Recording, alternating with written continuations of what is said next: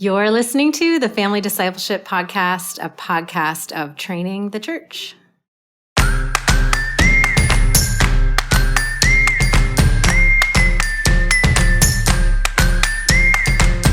We are saying yes to an invitation from God to be part of this, but it's absolutely not all on our shoulders or up to us. And yet, in a very real way, our yes and our participation matters. This idea that God can speak directly to our children, even our little ones, I think the more that we practice inviting Him to do that, the more it actually increases our faith that He will. You know, many Christians have settled for kind of a comfortable faith, and so we don't know what to do when it becomes uncomfortable to follow Jesus.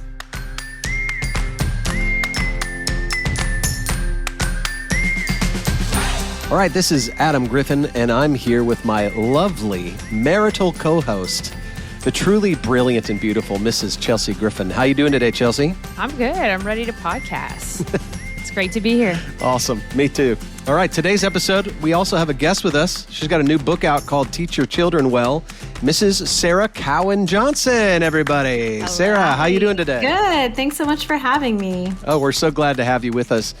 Chelsea, at the very beginning of Sarah's book, she talks about what I think is a really comical entry, which I love, about her driving by. Her family drives by this place called, I think, the Foxy Lady. Yes, is that right, Foxy Sarah? Lady. It's a Providence institution. And knowing that one day her kids would ask her about it and have to explain it kind of uses it as a great illustration. I was just wondering, Chelsea, can you think of a question that you were surprised or impressed with that came out of one of our children that you thought like, hey, one day I'm going to have to explain this to them? I think I was surprised at how young Gus was I think he was probably like 4 or 5 when he was like, well, like about the Garden of Eden thing. He was just kind of like, well, why did God put the tree there?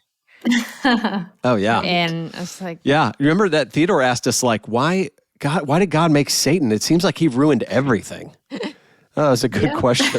Fair. That is fair.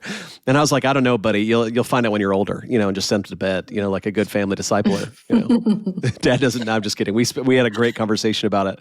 But Sarah, I'm so excited about getting to talk to you about this book. I think the book is just wonderful. It's so practical, but it has a lot of insights on culture. Before we get into it, though, would you mind just introducing yourself to our listeners, letting them know a little bit maybe about your family and your ministry? Yeah. So I live in Providence, Rhode Island with my husband, Greg, and my 2 boys, Noah and Silas. They are 12 and 8 right now.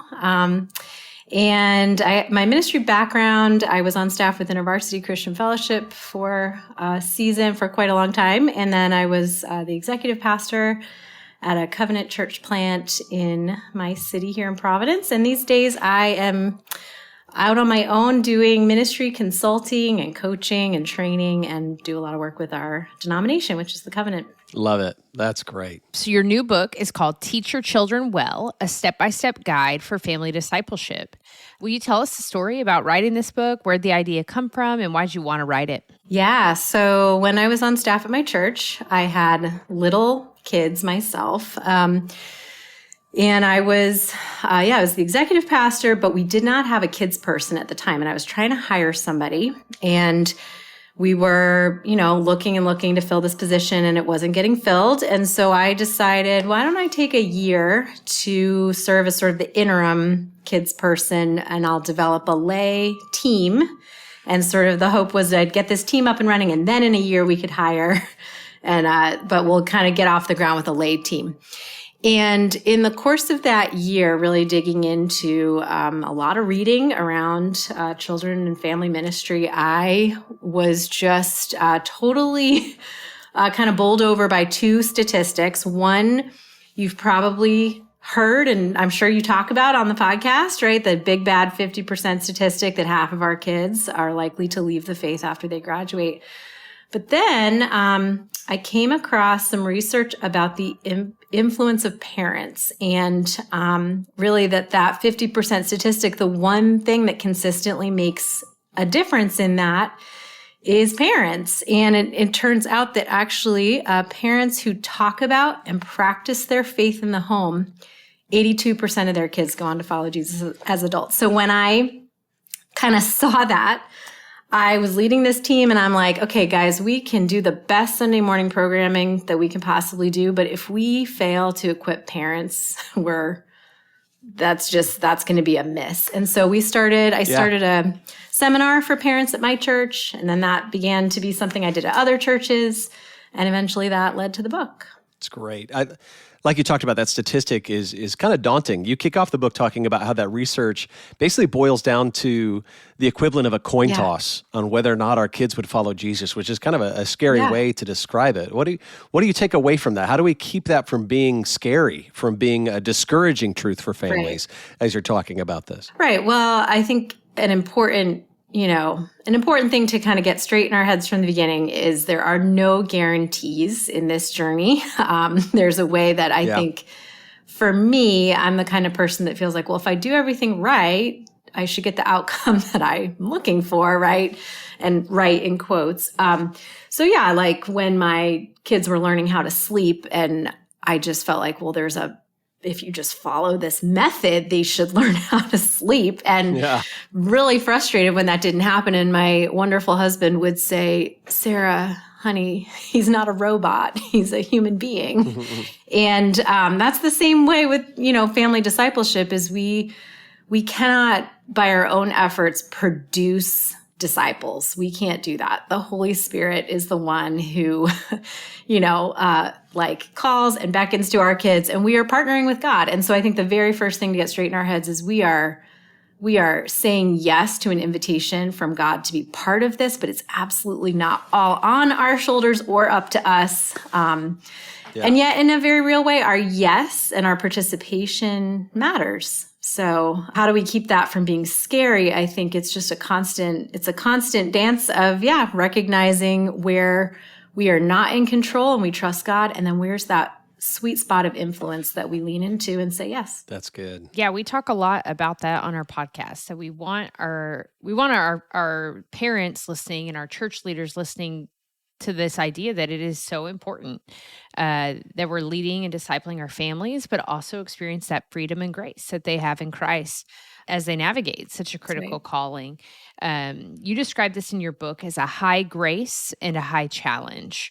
Can you unpack what you mean by that and why it's so important? Yeah. So this is it's a 2x2 kind of matrix grid. This is I'm a chart person. The book is full of charts. And, I have friends who joke that I need a tattoo on my forearm of a blank 2x2 grid because I just love this so much. But yeah, I really think there's two values when we approach this journey. One is grace, where we know, we're going to make mistakes. We come as we are. It's not all on our shoulders. This is the Lord's work, the grace. But on the other side, taking, there's a challenge, like to get in the game and to be present and intentional. And so if you put those two values into this grid, the goal is high grace, high challenge. But each of us kind of tends to have one side that we skew towards. So high grace parents are kind of the God's got them. I'm all set. Kids will be kids, and we hope something good comes out of this, right? And then on the high challenge side, I think these are the parents who feel a lot of pressure and a lot of shame when things don't go well, and a sense that this is all about me. And so we're trying to avoid both of those extremes and go towards the middle, which I think is a place of freedom to say, there's an invitation for me to participate. There's some challenge here. I want to get in the game, but it's also not all about me. And it's definitely not about being perfect, because I am not. Yeah. Yeah, in this section of the book, you say, we know that we are loved and accepted just as we are, but we also feel an invitation to learn, grow, and experiment. Why is it so hard for parents to believe they have this grace and freedom and the weighty calling simultaneously? Yeah, well, so I think, it sort of depends on your personality, right? So some of us really... those of us who struggle with, performance and perfectionism, I think are going to look at our kids and feel like this is even an extension of our how well we've done as Christians, as parents. And so there's sort of this, a lot of pressure that we put on ourselves.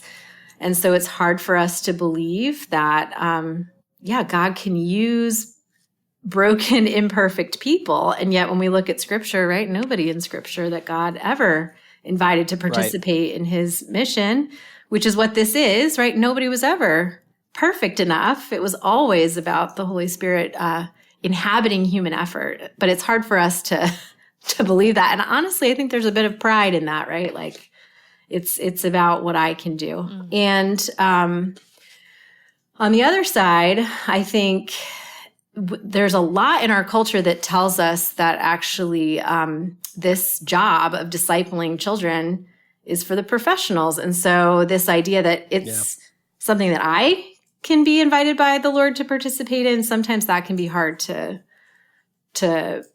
grapple with, because everything in our church culture and in our sort of just everything in how we think about developing children in the ways that we want them to grow tells us to sort of turn them over to the professionals, and that, the professional disciplers are the church staff and youth group leaders and Sunday school teachers. And so I think it can be something where, parents aren't even aware that this is part of what it means to be a Christian parent. It's part of that calling. Yeah, that's why I love you talk about that both and idea, that there's both the idea of grace, that the Lord has you in this, and that this is important and challenging.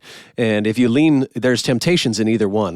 We'll talk more about temptations here in a second, but that the temptation to be crushed by the expectations or to be so laissez-faire as to not put any effort in. Exactly. And it's kind of like a ditch on either side of the road you're trying to help parents walk down. Yeah.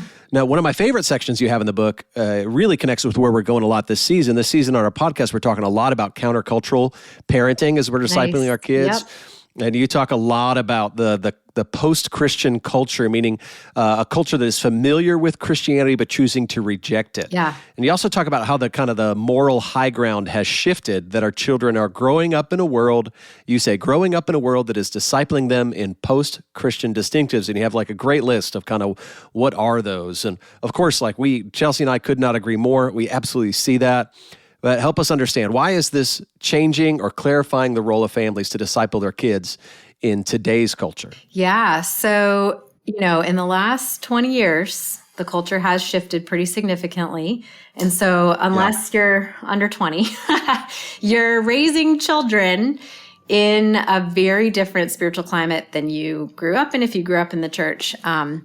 And so, if you think about the way a vaccine works, a vaccine, typically exposes your body to a little bit of a virus, usually a weakened form of that virus, so that the body recognizes it and can defend itself against it. And in a way, post-Christian culture has been inoculated to the gospel. It's a reaction to Christendom, which was the, kind of cultural milieu where Christianity exerted a lot of influence in culture.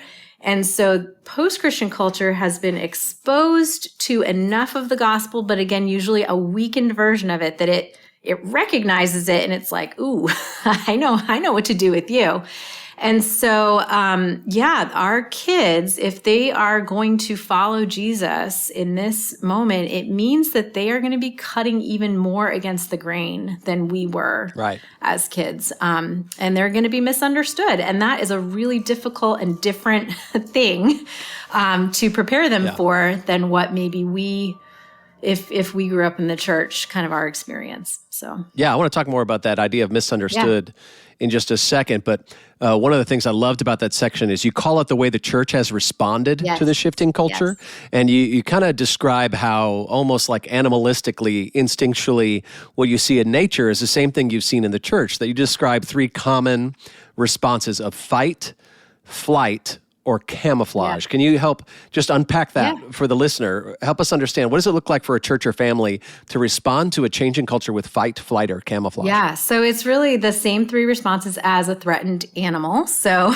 the threat here is that what people feel, and they may not even have necessarily words for it, but it's sort of a feeling of being aware of the declining cultural influence, the shift in the moral high ground, where it seems like, the kind of Christian values are not seen as moral, they're seen as repressive or damaging. And so that feels threatening. And so the common responses that I think we see in the church and in this country are fight. So this is like culture war. We want to like take back the ground we're losing, and we're going to fight, that's like through legislation or voting booths or, we're going to kind of win.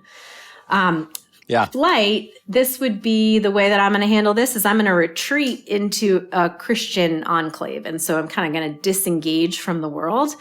There are appropriate ways to have Christian community or, obviously that's like not all bad. But when we completely choose to disengage from the world, we're missing the sense of mission or sense of love for the people that are around us. Right. So, kind of running away from what's happening. And then, camouflage, this is probably the one that I feel as a, individual, but also I think many churches in the Northeast, I think this is our thing, we'd rather not stick out. We want to blend in. And so the thing that gets kind of complicated here is the ways that we begin to compromise on some of the things we believe and begin to like sort of adopt some of the values of this post-Christian worldview.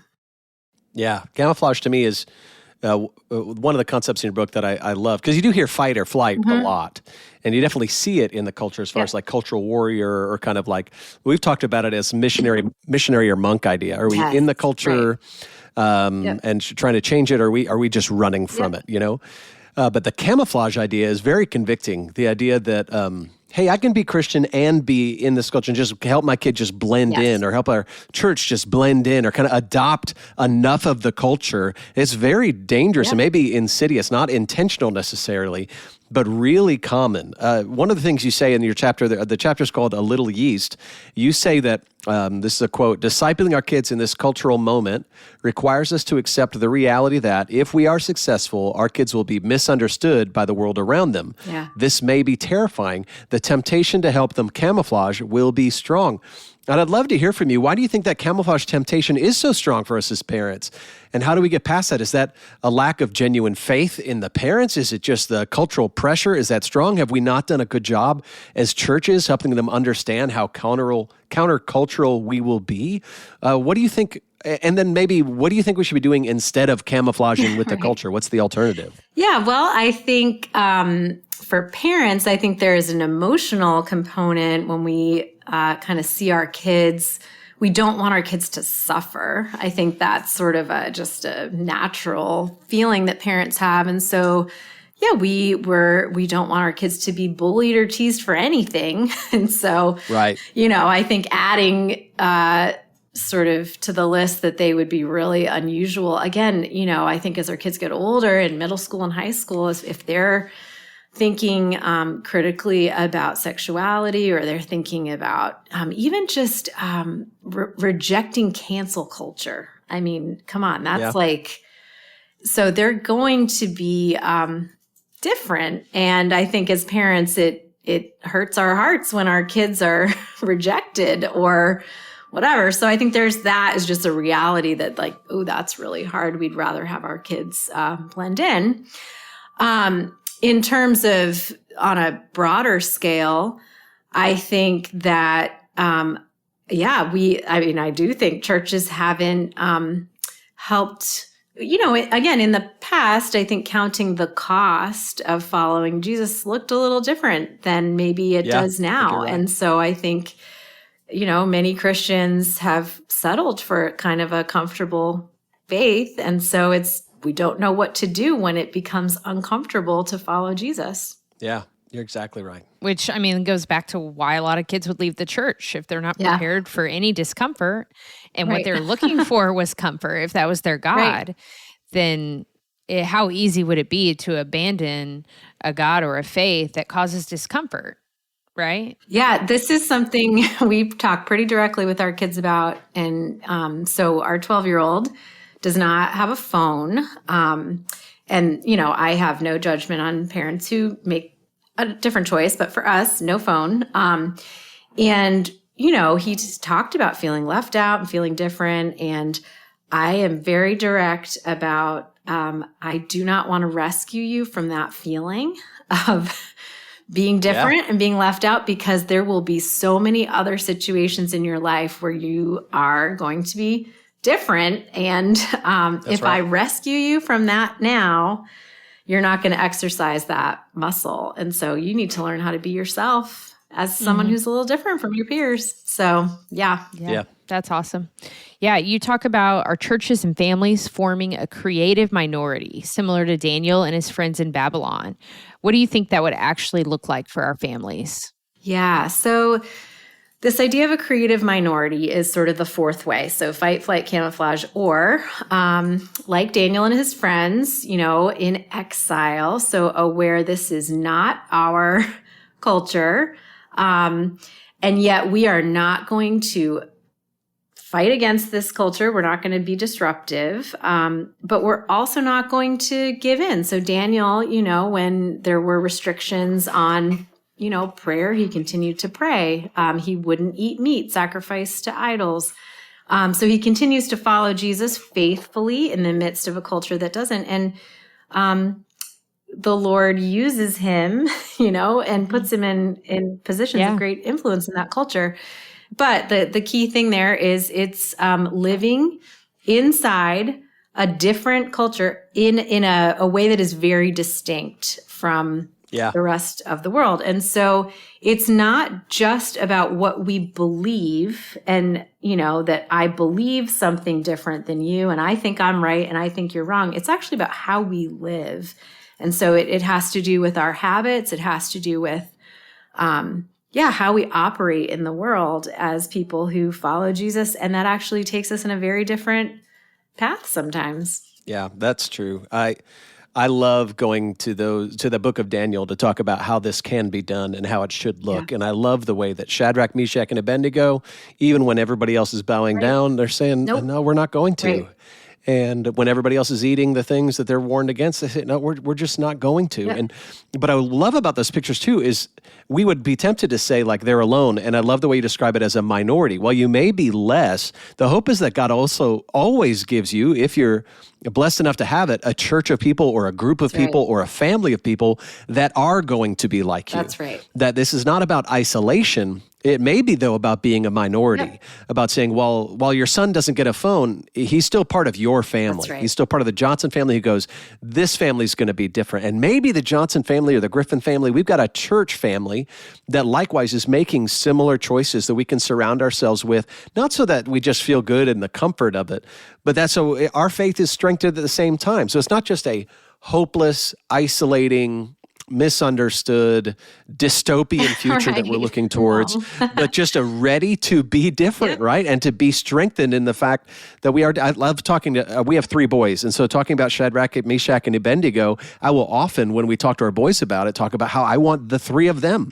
to be that support for one another. I love that. That they get to be facing down whatever challenges their faith, not feeling totally alone. But yeah, I love that word as a creative minority. Now, you don't, in your book, you don't leave us hopeless either. You move past, it's not just about post-Christian culture and woe is us families, let's be the minority and don't fight, flight, or camouflage. But you talk about some of the practical wisdom on how to disciple our kids in the midst of all this.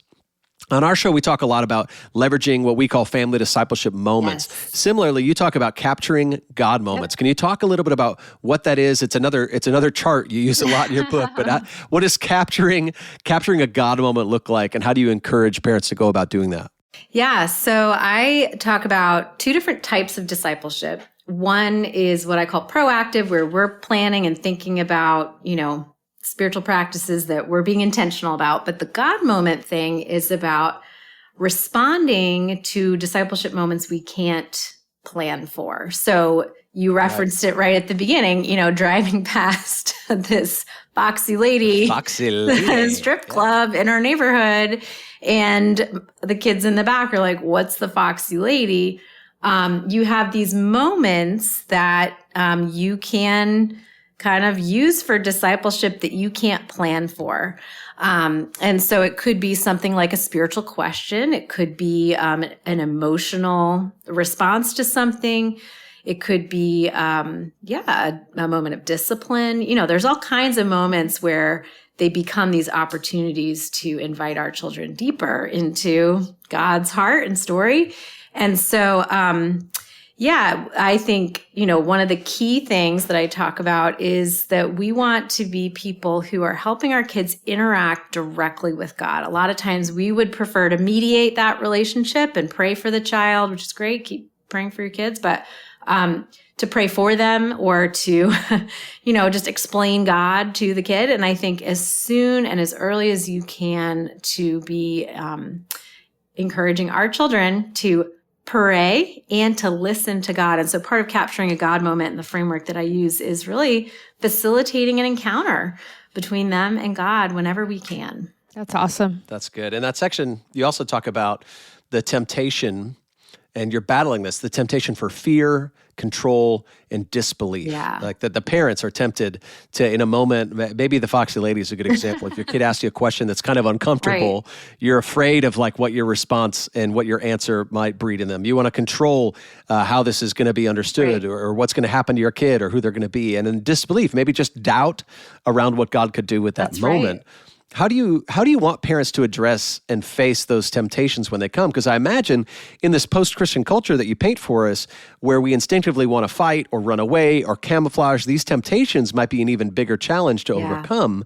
So how do you help parents address that temptation to fear, control, and disbelief? Yeah, well, I really think the more that we practice, for example, this idea that God can speak directly to our children, even our little ones. I think the more that we practice inviting him to do that, the more it actually increases our faith that he will. So, with our little ones, I think just the temptation to be like, oh, they're too young to understand, or they're too whatever, like to really train yourself not to answer for God, right? So the fact that God can interact with human beings at all is not anything that we have done to, ascend to God. God has stooped to be able to interact with us. And so that he can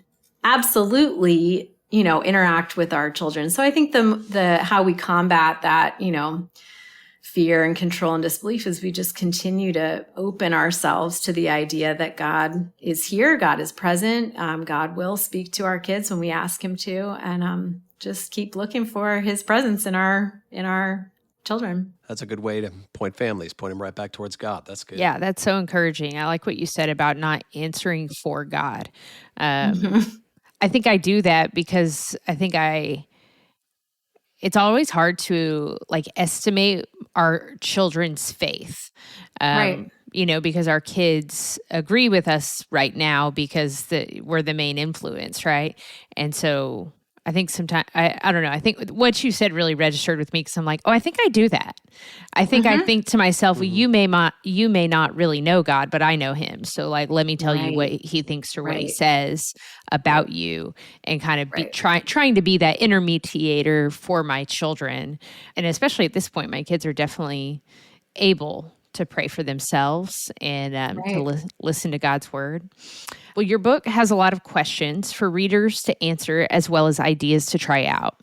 Would you share with our listeners some of your favorites that you've used at home? Yeah. So, on the proactive discipleship side, sort of the things that we can plan for and sort of take our own initiative, I really encourage parents, it's very Deuteronomy 6, talk about these things as you walk along the road and as you lie down and get up.